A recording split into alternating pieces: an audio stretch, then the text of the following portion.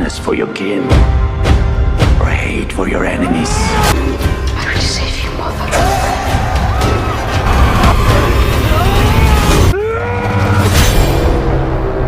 Guys কেমন আছো সবাই? আশা করি সবাই খুব ভালো আছো। আজকে আমরা র্যান্ডম অ্যানিমেশনে নর্থম্যান নামে একটা সিনেমা সম্পর্কে জানতে চলেছি, যে সিনেমাটির IMDb রেট হচ্ছে 10/7 এবং এই সিনেমাটি দেখার পরে আমার একটা অ্যানিমে সিরিজের কথাই মনে পড়েছে, সেটা হচ্ছে ভিনল্যান্ড সাগা। এবং এই ভিনল্যান্ড সাগার সাথে এই নর্থম্যানের যথেষ্ট মিল রয়েছে আর কি। এখানে নর্থম্যানের যে হিরো অ্যামলেথ, তাকে দেখলে তোমার ভিনল্যান্ড সাগার থরফিনের কথাই মনে হবে, এবং তাকে আমরা এর আগে টার্জান সিনেমাতেও দেখেছিলাম। তো বাড়তি কোনো কথা না বলে চলো আমরা মূল ভিডিওতে যাই। তো সিনেমার শুরুতে আমাদের একটা ভলকানো দেখানো হয়, আর এই যে ভলকানোটা, এটার নাম হচ্ছে হেলকা, আর এটার অবস্থান হচ্ছে হেলে। আর হেল হচ্ছে একটা জায়গার নাম আর কি। আর ইউরোপীয় মিথোলজি অনুযায়ী আমরা যেমন এই জগতে রয়েছি, তার উপর আর পরকালের একটা জগৎ রয়েছে, তার বাইরেও আরেকটা জগৎ রয়েছে, যে জগৎটার নাম হচ্ছে ভ্যালহেলা। আর একজন ভাইকিং বা যোদ্ধারা মৃত্যুর পরে সেই ভ্যালহেলা বা ভালহেলাতে গিয়ে পৌঁছায়, এবং এই ভ্যালহেলা হচ্ছে অ্যাসগার্ড অবস্থিত, থোরের এলাকাতে। তো যাই হোক, এই সময়টা হচ্ছে আজ থেকে প্রায় 4000 বছর পূর্বে, 1895 এডি, মানে যিশু খ্রিস্টের জন্মেরও 1895 সাল আগে। আর তখন আমাদের দেখানো হয় যে ওই রাজ্যের রাজা অর্নিভাল, সে তার রাজ্যে ফিরছে, আর তার রাজ্যের নাম হচ্ছে রাফেম সাই, এবং অর্নিভালকে ওয়ার রেভেন্যু বলা হয়, মানে যুদ্ধক্ষেত্রের কাকশালা। তো যাই হোক, সে বহুদিন হয়ে গিয়েছে রাজ্যের বাইরে ছিল, বিভিন্ন যুদ্ধে অংশগ্রহণ করেছে, এবং অনেক দিন পরে সে তার নিজের জন্মস্থানে বা নিজের রাজ্যে ফেরত এসেছে। আর তার সাথে রয়েছে তার সৎ ভাই ফিনির, আর এছাড়াও আরো অনেক দাসী ধরে নিয়ে এসেছে তাদের রাজ্যে কাজ করানোর জন্য। তো যাই হোক, রাজা অর্নিভাল করে কি, প্রথমে তার রানী, যার নাম হচ্ছে গাডরান, তার সাথে দেখা করে, আর তারপর তার ছোট ছেলে, যার নাম হচ্ছে প্রিন্স অ্যামলেট, আমাদের এই সিনেমার মেইন হিরো, তার সাথে দেখা করে, এবং রাজা খুবই খুশি হয়, কারণ সে আজ থেকে 4-5 বছর আগে বেরিয়েছিল। তখন প্রিন্স অ্যামলেট খুবই ছোট ছিল, কিন্তু এখন বড় হয়ে গিয়েছে, এবং আমরা দেখতে পাই সে যুদ্ধে অনেক সোনাদানা লুটে নিয়ে এসেছে, আর এর মধ্যে অনেক দামি একটা নেকলেস ছিল, যেটা সে তার ছেলে প্রিন্স অ্যামলেটকে পরিয়ে দেয়। আর এরপর তার ভাই ফিনি সেখানে আসে, আর রাজা অর্নিভাল তাকে সংবর্ধনা জানায়। আর তখন রাজার রানী গার্ডান করে কি, তার দেওয়ারকে একটা ড্রিঙ্কস অফার করে, বাট তখনই রাজার যে জোকার থাকে সে টিটকারি করে ওঠে। মানে এদের কাজে ছিল আসলে ওই সময় বিনোদন দেওয়া, সেটা যুদ্ধক্ষেত্র যেখানে হোক, মানে সব জিনিস নিয়ে মজা করা। আর তাছাড়া তারা অনেক ধরনের কবিরাজি টাইপেরও কাজ করতো। তো যাই হোক, রাজার এই যে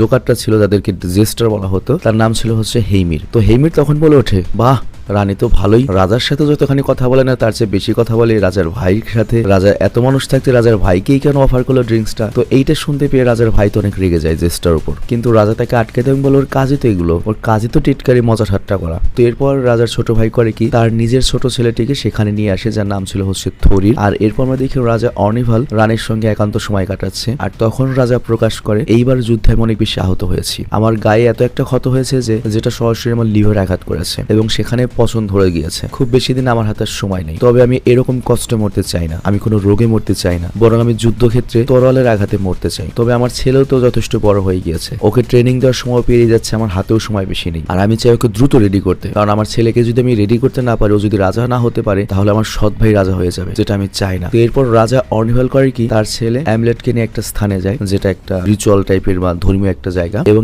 এখানে রাজা করে কি, দেবতা অডিনের আশীর্বাদ নিয়ে রিচুয়াল করা শুরু করে, এবং সেখানে আমরা সেই জোকার বা ওই যে কি জানি নাম জেস্টার, তাকে দেখতে পাই আমরা। মানে সেও আর কি এইসব কবিরাজি টবিরাজি করে, মজার কথাও বলে বেড়ায়। তো যাই হোক, সেখানে আমরা দেখতে পাই রাজকুমার অ্যামলেটকে অনেক জিনিস শেখানো হচ্ছে, নানান ট্রেনিং দেওয়া হচ্ছে, যে কিভাবে মেয়েদের জালে ফাঁসা যাবে না, কিভাবে তাকে হিংস্র হতে হবে, কিভাবে ভালো যোদ্ধা হতে হবে। আর তারপরে অ্যামলেটকে কাঁদানো হয়, এবং ওর চোখের যে জলটা পড়ে, এবং জলটা যখন শুকিয়ে যায়, তখন তাকে বলা হয় যে এটাই হচ্ছে তোমার জীবনের শেষ জল, এখন আর তুমি বাচ্চা নাও, এখন তুমি অ্যাডাল্টে পরিণত হয়ে গিয়েছো, চিন্তা করো ট্রেনিং কি। আর এরপর রাজা অরভেন্টেল করে কি, তার ছেলেকে বলে, আমার ক্ষতস্থানটা ছুঁয়ে দেখো। তো অ্যামলেট যখন ক্ষতস্থানটা ছয়, তখন সে পিতার হৃৎপিণ্ড দেখতে পায়, যেখান থেকে একটা অ্যানসেস্ট্রাল ট্রি বেরিয়েছে, মানে এমন একটা গাছ যেটা শাখা পোশাখায় প্রত্যেকটা পূর্বপুরুষ দেখা যাচ্ছে, এবং তার সবার উপরে ছিল হচ্ছে প্রিন্স অ্যামলেট, অর্থাৎ সেই পরিবারের শেষ রক্ত। তো আমাদের মাথায় প্রশ্ন আসতে পারে যে এই রাজ্যের শেষ রক্ত হয়েছে কিভাবে, কারণ আরো তো শাখা পোশাখা থাকা উচিত, কারণ রাজার তো ভাইও রয়েছে, কিন্তু অ্যাকচুয়ালি রাজার ভাইয়ের ভিতরে রাজকীয় পুরো রক্ত নেই, আর এগুলো মূলত দাসী থেকে তৈরি হয়েছে, আর এদেরকে বলা হতো বাস্টার্ড, যে কথাটা এখন একটা গালি হিসেবে বিবেচিত হয়। তো এরপর সকালে অ্যানিভাল এবং তার ছেলে যখন ওই রিচুয়াল করে ফিরছিল, তখনই রাজার উপরে হামলা হয়, এবং একের পর এক তীর এসে তার উপর হামলা করে। আর তারপর রাজা তার ছেলেকে লুকিয়ে পড়তে বলে, এবং সে লক্ষ্য করে এরপর যে তার পিতার উপর হামলাটা করেছে সেটা আর কেউ নয়, তার নিজেরই আঙ্কেল ফিউনির, যে সিংহাসনের লোভে তার ভাই আর্নিভালকে গলা কেটে হত্যা করে ফেলে। তো এরপর ফিউনির অর্ডার দেয় রাজার ছেলে অর্থাৎ প্রিন্স অ্যামলেটকে হত্যা করার জন্য। আর তখন একজন সৈন্যকারীকে অ্যামলেটকে ধরতে যায় এবং ধরেও ফেলে, কিন্তু আমাদের অ্যামলেট ওই সৈন্যটির নাকটাই কেটে দেয় এবং সেখান থেকে পালিয়ে যায়। আর তারপর অ্যামলেট পৌঁছায় নিজের বাসস্থানে এবং গিয়ে লক্ষ্য করে যে ফিউনির এই গ্রামের সবাইকে মেরে দিয়েছে, চারিদিকে অসংখ্য লাশ পড়ে রয়েছে। আর তারপর ফিউনির করে কি অ্যামলেটের মা অর্থাৎ কুইন গার্ডেনকে সেখান থেকে তুলে নিয়ে যায়। আর ওই যে নাক কাটা সৈনিকটা সে এখানে এসে মিথ্যা বলে যে ওই ছেলেটা সমুদ্রে ডুবে পড়ে মারা গিয়েছে, কিন্তু আমরা দেখতে পাই রাজকুমার অ্যামলেট এখনো বেঁচে রয়েছে এবং সে একটা বোট নিয়ে সমুদ্রে পাড়ি দিচ্ছে এবং বারবার একটা কথাই বলছে, আমি আমার পিতার মৃত্যুর বদলা নেব, আমার মাকে আমি উদ্ধার করব এবং আমি ওই ফিউনিকে হত্যা করব, ওর বংশ আমি নির্বংশ করে দেব। তো এর বেশ কয়েক বছর কেটে যায়, প্রায় 20 বছর। আর আমরা দেখতে পাই প্রিন্স অ্যামলেট এখন আর কোনো রাজা নয়, সে একটা ভাইকিংস। আসলে ছোটবেলায় ও যখন নৌকা নিয়ে বেরিয়েছিল তখন ওর সাথে দেখা হয়েছিল ভাইকিংস একটা গ্রুপের এবং তারা ওকে সাথে করে নিয়ে যায় এবং এই ভাইকিংস হচ্ছে সবচেয়ে ডেঞ্জারাস, তাদের কোনো দয়া মায়া নেই এবং সেখান থেকেই আমাদের প্রিন্স অ্যামলেট ট্রেনিং নিয়ে একটা ভাইকিংস এ রূপান্তরিত হয়েছে। তো যাই হোক, রাতের বেলা আমরা দেখতে পাই ভাইকিংসরা একটা সেরিমনিতে বা একটা অনুষ্ঠানে অংশগ্রহণ করে এবং আমরা দেখতে পাই এখানে বাকি ভাইকিংস গুলোর মতো এমলেটও করে কি একটা হিংস্র জন্তুর মতো পরিণত হয়। মানে ওদের মিথোলজি অনুযায়ী এরা হিংস্র জন্তুর মতো লড়াই করতে পারতো, আর যখন তারা লড়াই শুরু করতো তারা সজ্ঞানে থাকতো না, তারা নিজেদের উপর কোনো কন্ট্রোল রাখতো না এবং তারা মনে করে একটা জানোয়ারে পরিণত হতো। আর তাদেরকে বলা হতো বার্সেকার এবং বার্সেক নামে কিন্তু অ্যানিমেও রয়েছে তাদেরকে নিয়ে। তো যাই হোক, এরপর আমরা দেখতে পাই ওরা সকালবেলা রাশ নামের একটা জায়গায় আক্রমণ করেছে এবং এইখানে আমরা দেখতে পাই যে ওরা কত হিংস্র এবং এখানে আমরা দেখি যে অ্যামলেট একটা সৈন্যকে কামড়ে তার মাংসই তুলে খেয়ে ফেলে আর তারপর উলফের মতো চেঁচানো শুরু করে। আর যুদ্ধ শেষে একজন বয়স্ক লোক এমলেটের সঙ্গে সাক্ষাৎ করে এবং এমলেটকে জানায়, ছোটবেলায় যখন তোমাকে আমরা পেয়েছিলাম তখনই আমি জানতাম তুমি বড় হয়ে অনেক বড় একটা যোদ্ধায় পরিণত হবে এবং তুমি সেটাই হয়েছো। তবে এমলেট এখনো সেই জিনিসটা দেখতে পায় যেটা সে ছোটবেলায় দেখেছিল, যে গ্রামের নিরীহ মানুষদেরকে হত্যা করা হতো এবং এখানেও তাই করা হয়, নিরীহ মানুষদের ধরে একটা ঘরে বন্দি করে আগুন লাগিয়ে দেওয়া হয়। আর ছোটবেলাতে তার গ্রামেও কিন্তু এরকম জিনিসটাই করা হয়েছিল। তো এরপর রাতের বেলায় প্রত্যেকে যখন সেলিব্রেশন করছে তখন এমলেট করে কি একটা জ্বলন্ত ঘরে গিয়ে পৌঁছায়, মানে যে ঘরটিকে পুড়িয়ে দেওয়া হয়েছিল সেই ধ্বংসস্তূপে সেখানে পৌঁছায় এবং লক্ষ্য করে সেখানে একটা মন্দির রয়েছে যেটা দেবী স্লেটোভিটের একটা মন্দির এবং ওইখানে সে একজন সেরেসকে দেখতে পায়। আর সেরেস হচ্ছে এমন একজন মানুষ যারা ভবিষ্যৎ দেখতে পারে। তবে অন্য ভাইকিংসরা শত্রুতা বশত তার চোখ তুলে নিয়েছিল, তবে তারপরেও সে সত্য দেখতে পারে এবং সে এমলেট সামনে আসলে তার পরিচয়টা জানিয়ে দেয় যে তোমার মধ্যে রাজার রক্ত বইছে। আর তারপর সে এমলেটকে সেই ছোটবেলার শেষ চোখের জলটা দেখিয়ে দেয় এবং মনে করিয়ে দেয় যে তুমি কি প্রতিজ্ঞা নিয়েছিলে, অর্থাৎ ওর পিতার মৃত্যুর বদলা নেবে, মাকে উদ্ধার করবে এবং আঙ্কেল ফিওনিকে হত্যা করবে। তো তুমি কিভাবে এই প্রতিজ্ঞা ভুলে গেলে এবং এমলেট তোমার যে নিয়তি রয়েছে তোমাকে সেটাই ফলো করতে হবে আর তোমাকে সমুদ্র পেরিয়ে সেই স্থানে পৌঁছাতে হবে যেখানে তুমি তোমার বদলাটা নিতে পারবে। আর এই লাইনটা মনে রেখো, সমুদ্র পেরিয়ে যেতে হবে। তো এরপর এমলেট আবার ফিরে আসে সেখান থেকে। আর অন্যদিকে একজন ভাইকিংস চেঁচিয়ে চেঁচিয়ে বলছিল যেসব চাকর চাকরানি রয়েছে তাদেরকে কনস্টান্টিনো পুলে পাঠিয়ে দেওয়া হবে যেখানে রাজা ফিউনি রাজ করছে। আর এই ফিউনির নাম শুনেই তো এমলেটের মাথায় রক্ত চড়ে যায়, কারণ এটা তো তার আঙ্কেল। তবে এখানেও একটু অবাক হয়ে যায় কারণ কনস্টান্টিন হচ্ছে অন্য একটা জায়গা, কিন্তু আমরা তো জানি যে এমলেটের পিতা এবং আঙ্কেল যে রাজ্যে থাকতো বা ওদের যে রাজ্য ছিল সেটার নাম ছিল হচ্ছে হারফন্সে। তো অ্যাকচুয়ালি হয়েছে কি ওদের রাজ্যেরও পতন হয়েছে, নরওয়ের রাজা হ্যারাল্ড সে ওদের রাজ্যকে আক্রমণ করে সেখান থেকে ওদেরকে বিতাড়িত করে দিয়েছে। আর এজন্য এখন ফিওনিরা রাজ্য হারা হয়ে ছোট্ট একটা গ্রামে বসবাস করছে এবং নিজেদের ছোট্ট একটা রাজত্ব টিকিয়ে রেখেছে এবং ফিওনিকে সবাই টিটকারি করে ব্রাদারলেসও বলে কারণ সে তার নিজের ভাইকে হত্যা করে ক্ষমতা নিয়েছিল। তো যাই হোক, এমলেট বুঝতে পারে তার মানে আমি একটা সুযোগ পেয়েছি এবং আমি যদি নিজেকে দাসে পরিণত করি তাহলে ইজিলি ওই আইল্যান্ডে আমরা চলে যেতে পারবো। আর এজন্য সে করে কি নিজের গায়ে একটা দাসের চিহ্ন বসিয়ে দেয় আর অন্যান্য স্লেভদের সাথে, মানে এই ভাইকিংরা তো বিভিন্ন জায়গায় গিয়ে আক্রমণই করে তোমার স্বর্ণ লুট স্লেভ এগুলোর জন্য। তো স্লেভদের সাথে একটা বোটের মধ্যে ঢুকে পড়ে যাদেরকে রাজা ফিউনির কাছে পাঠানো হচ্ছে, মানে ওই রাজা হয়তো কিনেছে যে চাষাবাদের জন্য মানুষ কিনেছে ভাইকিংদের কাছ থেকে। তো ওই বোটের মধ্যে একটা সুন্দরী মেয়ে অবস্থিত ছিল যার নাম হচ্ছে অলগা এবং সে নিজেকে সবসময় একটা সসার্স বলতো, মানে ম্যাজিক টেজিক জানে বা জাদুবিদ্যা বিশ্বাস করতো। তবে সে এমলেটকে দেখে বুঝতে পারে যে তুমি তো গোলাম নও, তুমি তো ভাইকিংস, জাস্ট গোলাম সেজে নৌকায় উঠেছো। তো এমলেট তখন ওকে সরাসরি বলে আমি রাজা ফিউনিকে হত্যা করতে যাচ্ছি। আর তখনই ওদের যাত্রাপথে আবহাওয়া চরম খারাপ হয়ে যায় এবং সামুদ্রিক ঝড়ে এমলেট অসুস্থ হয়ে পড়ে এবং সে তার ভীষণে নিজের মাকে দেখে এবং সেই হেলের দরজাও দেখে, মানে ভালহালার দরজা, এবং সে তার নিয়তি দেখতে পায় এবং অ্যালগাকেও দেখতে পায় যে তাকে পরবর্তীতে সাহায্য করবে এই যাত্রায়। আর এরপর তারা ফাইনালি আইল্যান্ডে এসে পৌঁছায়, আইসল্যান্ডে এসে পৌঁছায় এবং তাদেরকে দাস বানিয়ে এখানে পাঠানো হয়েছে ভাইকিংসদের দ্বারা। তো এখানে আমরা জানতে পারি এমলেট মূলত নিজের গায়ের জোর খাটিয়ে কাজ করে, কিন্তু অলগা মানে ওই মেয়েটি নিজের বুদ্ধি ব্যবহার করে মানুষকে কন্ট্রোল করে বা ইউজ করে, মানে ওদের দুজনের কম্বিনেশন অনেক শক্তিশালী একটা কম্বিনেশন হবে। তো এরপর আমরা রাজা ফিউনিকে দেখতে পাই যার সাথে রয়েছে ছোট্ট একটা ছেলে যার নাম হচ্ছে গানার, এটা তার দ্বিতীয় ছেলে এবং এইটা হয়তো ওই যে রানীর পেট থেকে হয়েছে। তো ওই ছোট্ট ছেলেটা জিজ্ঞাসা করে আমি তো রাজপুত্র, আমি কেন এখানে বাইরে কাজ করব, তাও গোলামদের সাথে। তো রাজা ফিউনি মূলত এখন তার আগের অবস্থায় নেই, সে জানে যে রাজা হতে হলে কত কিছু করতে হয়, কত দুর্যোগ সহ্য করতে হয়, সব ধরনের আইডিয়া থাকা উচিত। এই জন্য ছোট ছেলেকে বলে তোমার সকল ধরনের আইডিয়া থাকতে হবে। আর এদিকে আমাদের ওই যে রাজার প্রথম সন্তানকে দেখানো হয় ওই থরিরকে বড় হয়ে গিয়েছে এবং এই শালা খুবই অ্যারোগেন্ট হিসেবে বড় হয়েছে, মানে ও তো বড় লোক অবস্থা দেখেছে। তো এরপর ওই প্রিন্স থরি নতুন দাসগুলোকে দেখে বলতে থাকে, এরা তো খুবই কমজোর, এরা তো শীতকাল অব্দি বাঁচবেও না, আমরা এদেরকে এখনই বিক্রি করে দেই। বাট তখনই এমলেট চরম গর্জন করা শুরু করে, আর তারা এমলেটকে ভালো মতো লক্ষ্য করে এবং বুঝতে পারে এর গায়ে জোর আছে, একে রাখা উচিত। তো এরপর এমলেট করে কি নিজের পরিচয়টা গোপন রাখে এবং অন্য একটা নাম বলে যাতে কেউ তার উপর সন্দেহ না করে। আর তারপর তারা এমলেটকে তো নিয়ে নেয়। আর অন্যদিকে এবার মেয়েদেরকে বাছাই করার পালা। আর ওইদিকে আমাদের রাজার যে ভাই ছিল ফিউনির, ওর চরিত্র ছিল খুবই খারাপ, খুবই লম্পট, এবং সে আলগাকে দেখেই পছন্দ করে ফেলে এবং মনে করো তার কামনা জেগে ওঠে এবং অন্যান্য দাসদেরকে বলে আলগার উপর একটু ভালো মতো যত্ন রাখতে বা এক্সট্রা কেয়ার করতে। তো এরপর রাতে এমলেট যখন বেরিয়েছে ফিউনিকে হত্যা করার জন্য, সে সেদিনই তার মা গার্ডনকে দেখতে পায়। আর সেটা দেখে অবাক হয়ে যায়, ওর মা এখনো জীবিত রয়েছে, তার উপর আবার এখনো ফিউনির রানী, একসাথে সংসার করছে এত বছর। তো যাই হোক, এরপর সে করে কি মারার প্ল্যান বাদ দেয় এবং কাজের সুতোয় সে রাজার ঘরে প্রবেশ করে মাকে দেখার জন্য এবং দেখতে পায় তার মা গার্ডন তার বাবার হত্যাকারী ফিউনিরের সেবা করছে। তো ওর কাছে খুব অবাক লাগে। তো পরের দিন আমরা দেখি আলগা করে কি এমলেতের সঙ্গে সাক্ষাৎ করে, যেখানে এমলেত আলগাকে প্রত্যেকটা কথা জানায় যে সে কি দেখেছে গতকাল এবং কেন সে গতকাল থেমে গিয়েছিল ফিউনিরকে হত্যা করতে গিয়ে। আর অন্যদিকে আলগাও ধীরে ধীরে এমলেতকে পছন্দ করা শুরু করে আর সে এমলেতকে রিকোয়েস্ট করে, যদি আমি কখনো হারিয়ে যাই তুমি কি আমাকে খুঁজতে আসবে? আর তখনই কিছু গার্ডস আলগাকে সেখান থেকে নিয়ে যায়। আর বুঝতেই পারছো রাজার এখন কামনা উঠছে। আর রাতের বেলা আমরা দেখি এমলেট আবার ফার্ম থেকে বাইরে বেরিয়ে আসে এবং একটা স্থানে সেই হিউজকে দেখ, মানে একটা উইজার্ড বা জাদু করে জাদুকর,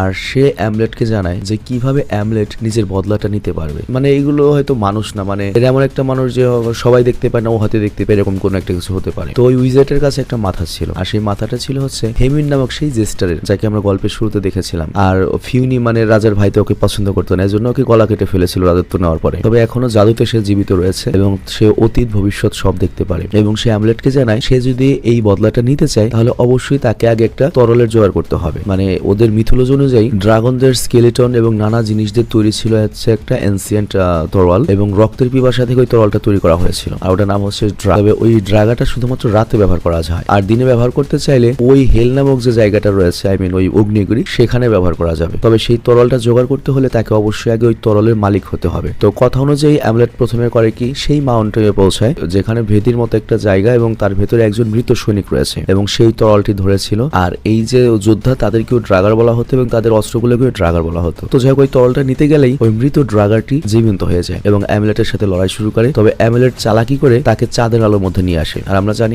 আলোতে এটা কাজ করে না। তো ড্রাগারটা কমজোর হয়ে যায় এবং অ্যামলেট তাকে হারিয়ে দেয়। আর পরের মুহূর্তে সবকিছু নর্মাল হয়েছে এবং অ্যামলেট লক্ষ্য করে ড্রাগারটা আবার তার চেয়ারেই বসে রয়েছে। তবে এবার তরল ধরলে সে আর জ্যান্ত হয়নি। তো অ্যামলেট করে কি সেই তরলটা নিয়ে সেখান থেকে চলে আসে আর ফেরার সময় লক্ষ্য করে যে ফিউনির আলগার সাথে অনেক খারাপ ব্যবহার করছে। অ্যাকচুয়ালি সে আলগাকে প্রস্তাব দিয়েছে তার সাথে শোয়ার জন্য, তবে আলগা রাজি হচ্ছেই না। তো এটা দেখে ফিউনি প্রচন্ড রেগে যায় এবং ওই চাকরানিকে জানায় যেভাবে হোক আলগাকে রাজি করো, না হলে তোমাদের দুজনকে মেরে ফেলবো। আর পরের দিন আমরা দেখি অ্যামলেট করে কি আলগার সাথে সাক্ষাৎ করে এবং ওকে বলে যে আমি কি কি করব। তো এখানে অ্যামলেট বলে যে আমার মা গার্ডেন সম্ভবত ফিউনিকে ভালোবাসে না, মানে ওর বাবার ভাইকে, কিন্তু যেহেতু একটা বাচ্চা হয়ে গিয়েছে এজন্য হয়তো তাকে রক্ষা করার জন্য ফিউনির সাথে ভালোবাসার নাটক করে যাচ্ছে। মানে ওর সন্দেহ জোর মাকে জোর করে রেখে দিয়েছে। আর এরপর আমরা দেখতে পাই সেই সব চাকরদেরকে নিয়ে অন্য একটা স্থানে নিয়ে যাওয়া হয় যেখানে দুই গ্রামের মধ্যে বা দুই ফার্মের মধ্যে একটা খেলার আয়োজন হচ্ছে যার নাম হচ্ছে নেটলিকের। তো এটা যে টাইপেরই খেলা হোক আমরা দেখতে পাই ফিউনিরের দলটা হেরে যাচ্ছিল আর তখন ফিউনিরের যে ছোট ছেলে সে রেগে করে কি সে গ্রাউন্ডের মধ্যে চলে আসে এবং আহত হয়ে যায়। আর অন্যদিকে ওই গ্রুপের যে একটা স্লেভ ছিল সে করে কি এই সুযোগে গার্ডারকে হত্যা করার চেষ্টা করে, বাট সঠিক সময় আমাদের নায়ক অ্যামলেট এসে ওই পিচ্চিকে বাঁচিয়ে নেয় এবং উল্টো ওই মানুষটাকে হত্যা করে দেয় আর এ কারণে গার্ডার বেঁচে যায়। আর এরপর রাতের বেলা সেলিব্রেশন হচ্ছিল আর অ্যামলেটের সাহসিকতার কারণে তাদের প্রিন্স বেঁচে গিয়েছে। তো এই জন্য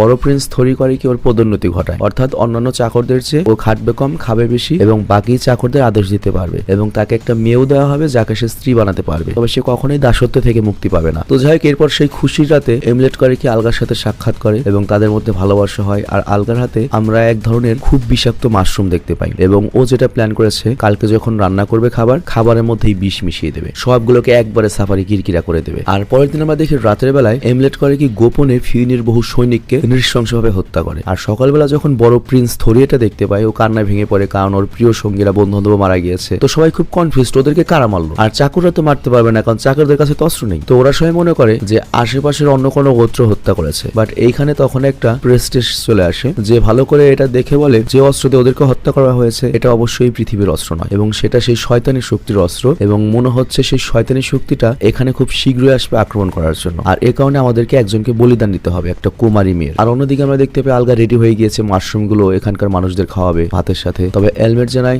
আর একদিন পরে কাজ করো, বলি দেওয়ার দিন কাজটা করো। যাই হোক, আমরা দেখতে পাই ওই প্রিস্টেস বা মনে করো পুরুষ পুরোহিত, ওদের ধর্ম অনুযায়ী, তখন তার খ্রিস্টান ধর্ম আসেনি, ইহুদি ধর্ম মনে নাই তখন, মানে আজ থেকে 4000 বছর আগের কথা আর কি। তো প্রিস্টেস বলছে যে আজকে এই মেয়েটাকে আমরা বলিদান দেবো, এবং বলিদান দেওয়ার জন্য দেখতেই পাচ্ছ ওকে বাঁধে রাখা হয়েছে কিভাবে ওরা গডকে খুশি করবে। আর অন্যদিকে এমলেট তার হাউলিং এর মাধ্যমে, মানে ওই তার অস্ত্রের মাধ্যমে, তরলের মাধ্যমে সব উলফদের নিজের বশে করে নেয়, এবং উলফদের চেঁচানোর আওয়াজ শুনে রাজা ফিরিনের যে একটা কুকুর ছিল যার নাম হচ্ছে রাকেশ, সে হিংস্র হয়ে যায় এবং ফিরিনের উপর আক্রমণ করে। যদিও তারা কুকুরটিকে হত্যা করে, কিন্তু সব জায়গাতে উলফরা আক্রমণ করে বসে। আর এই সুযোগে এমলেট করে কি ওই নির্ভ মেয়েটাকে বাঁচিয়ে দেয় যাকে বলি দেওয়া হচ্ছিল।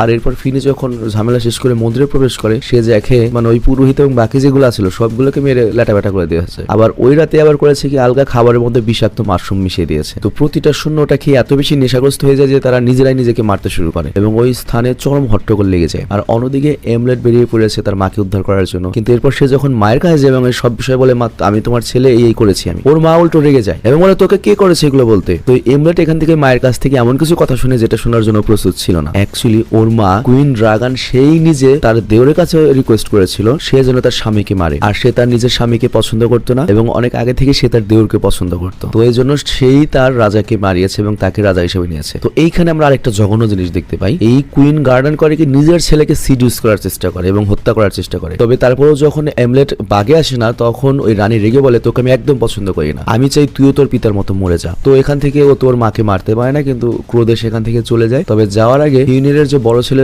ছিল থরি, ওকে একবারে নিষ্ঠুরভাবে হত্যা করে যায় এবং যাওয়ার সময় হৃদয়টা নিয়ে যায়, হৃৎপিণ্ড। আর এরপরে এমলেট আলগাকে জানিয়ে দেয় আমাকে এখন পালিয়ে যেতে হবে, কারণ আমার আসল পরিচয় রিভিল হয়ে গিয়েছে, আর এই জার্নিতে আমি তোমাকে বিপদে ফেলতে পারবো না। তবে আমি প্রতিজ্ঞা করছি আমি তোমাকে আসবো বাঁচাতে এবং আমি ফিউনিরকে তোমার সামনে হত্যা করবো। তো পরের দিন সকালবেলা ফিউনির কান্নায় ভেঙে পড়েছে, তার মৃত ছেলেকে দেখে সে পাগল হয়ে গিয়েছে, তার ছেলের ভেতরে তো হৃৎপিণ্ড নেই। তো সে নিষ্ঠুরভাবে অন্য সব চাকরদেরকে হত্যা করছে, মানে বিড়ালের রাগ বেড়ার সাথে। ওই সময় তো মানুষের কোনো দাম নাই এবং দুনিয়াতে যে কয়টা যুদ্ধ বিগ্রহ হয়েছে ওইসব যদি না হয়তো দুনিয়া এখন বসবাসযোগ্য থাকতো না। মিনিমাম 800 কোটি জনসংখ্যা না 8000 কোটি জনসংখ্যা থাকতো। তো যাই হোক, সে এমলেটকে খুঁজে পাচ্ছে না, এরাকে সবাইকে মারছে এবং লাস্টে ধরে আলগাকে।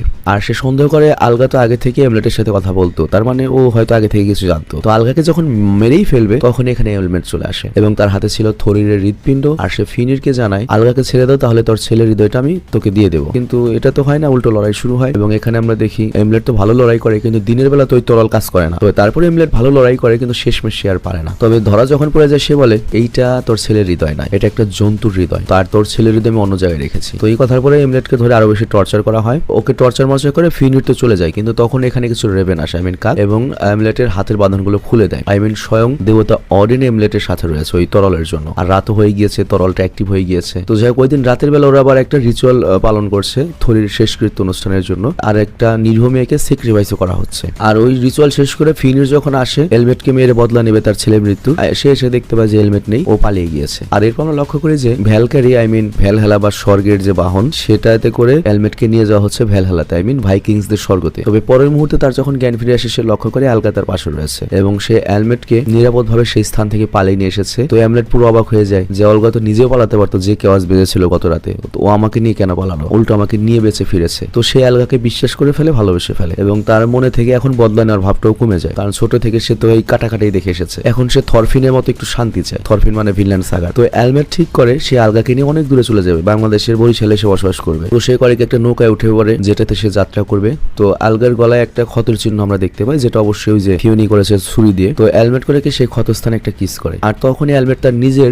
নতুন ফ্যামিলি ট্রি দেখতে পায় এবং সে লক্ষ্য করে তার থেকে দুটো শাখা বেরিয়েছে, তার একটা হচ্ছে ছেলে, একটা হচ্ছে মেয়ে, মানে যমজ বাচ্চা হবে এবং তাদের মধ্যে একজন যে ছেলে সে রাজ করবে। তো এলমেট বুঝতে পারে আলগা প্রেগনেন্ট এবং ওকে জিজ্ঞাসা করে তুমি প্রেগনেন্ট কেন, বলে হ্যাঁ, এবং এটাও বুঝতে পারে যে এলমেটের যে বাচ্চাগুলো হবে তারাই ওর লিগ্যাসি বা বংশধর এগিয়ে নিয়ে যাবে। তবে ফিউনি যদি জীবিত থাকে, ফিউনি জীবিত থাকলে তো ও তো আমার সন্তানকে ধ্বংস করবেই, তো শত্রু তো বাঁচিয়ে রাখা যাবে না, তো ফিউনিকে হত্যা করতে হবে। তো এই কথা যখনও বলে আলগা অনেকবার বলে দরকার নেই, কিন্তু এলমেট থামে না। সে নৌকা চালককে একটা নেকলেস দেয় এবং বলে যে, মানে স্বর্ণ দেয় আর কি, বলে যে আমার স্ত্রী আলগাকে নিরাপদে ভালো একটা জায়গায় পৌঁছে দেবে। তো ওই রাতে এলমেট করে কি ফার্মে আক্রমণ করে, প্রত্যেকটা সৈন্যকে হত্যা করে, এমনকি সেই সৈনিকটাকেও পেয়ে যায় যাকে সে ছোটবেলায় নাক কেটে দিয়েছিল। ফাইনালি ওকে কুত্তার মতো মারে আর তারপর সবগুলো চাকর বাকর বা স্লেভদেরকে মুক্ত করে দেয় এবং ফাইনালি পৌঁছায় সে মাকে হত্যা করার জন্য। এবং এইবার মাকে আর কোনো সে সুযোগ দেয় না, মাকে নগদ হত্যা করে ফেলে এবং তার যে মায়ের পেটের আরেকটা ভাই গার্নার, ও করিকে আবার এলমেটের উপর আক্রমণ করে, তো এলমেটকেও মেরে দেয়। আর তারপর এখানে আসা হচ্ছে ফিউনি, সে তার মৃত স্ত্রী বাচ্চাকে দেখে, চুপ করে থাকে এবং ঘাড়ে নিয়ে চলে যায়। এমলেটকে একটা চ্যালেঞ্জ দেয়, ঠিক আছে আমাদের লড়াই হবে হেলকা অগ্নিগিরিতে, আর এলমেটও এই চ্যালেঞ্জ অ্যাকসেপ্ট করে। তো এরপর ফাইনাল লড়াই শুরু হয়, দুজনের ভয়ানক মারামারি হয়। তবে এমলেটের কাছে তো ওই তরলটি ছিল, যেটার সাহায্যে সে জিতে যায়, ফিনির গলাটাই কেটে দেয়। তবে এই লড়াই করতে গিয়ে তার বুকেও ভেতরেও ঢুকে যায় হচ্ছে তরোয়াল, মানে তার হৃদয় ছিদ্র হয়ে গিয়েছে। তো এমলেট মাটিতে লুটিয়ে পড়ে এবং এখন সে মরার আগে তার ভবিষ্যৎ দেখতে পায়। সে দেখে আলগার কাছে 2টো সন্তান রয়েছে, আর একজনে সে ভ্যালকারি ঘোড়ায় চেপে এমলেটকে হেলাতে নিয়ে যাচ্ছে, স্বর্গে, যেখানে গিয়ে সে ওডিনের সাক্ষাৎ করবে। আর আমরা তো অলরেডি জেনেছি যে ভাইকিংসরা এটাই বিশ্বাস করে, যুদ্ধে মারা গেলে তারা হেলাতে যাবে, যেটা হচ্ছে অ্যাসগার্ড, এবং সেখানে ওডিনের সাথে তারা মিট করতে পারবে। আর এখানেই দ্য নর্থম্যান গল্পটা শেষ হয়ে যায়। আমি আশা করছি তোমরা গল্পটা এনজয় করেছো। আমি বিদায় নিচ্ছি আজকের মতো। ভালো থেকো, সুস্থ থেকো, টেক কেয়ার, আল্লাহ হাফেজ, বাই বাই।